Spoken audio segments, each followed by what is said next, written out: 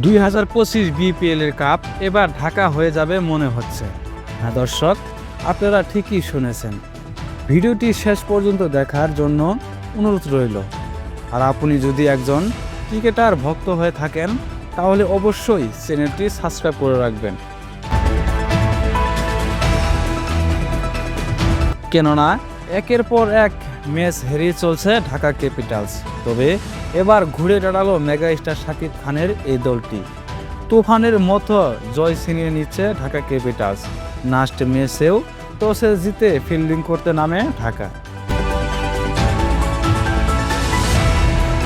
তবে চিটাগাং 6 উইকেট হারিয়ে 159 রানের টার্গেট দেন। বিপরীতে ঢাকার হয়ে তানজিদ হাসান তামিম এবং লিটন দাস ওপেনিং খেলেন। পাওয়ার প্লে 50 রান তুলে নেন এই দুর্দান্ত ব্যাটার।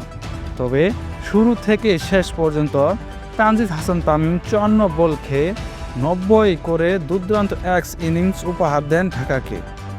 আমাদের মেগা স্টার শাকিব খান বিপিএলের আশা ছেড়ে দিয়ে মুম্বাইতে শুটিং করতেছিলেন। তবে একের পর এক জয় দেখে আমাদের মেগা স্টার শাকিব খান পুরাই খুশি। আগামী আরও 2টা ম্যাচ আছে। যদি শাকিব খানের দল জয় ছিনিয়ে নিতে পারে তাহলে সুযোগ থাকবে ঢাকা ক্যাপিটালসের প্লে অফ খেলার। বিপিএলের এবার আসরে ঢাকা দলটি ফাইনাল খেলুক।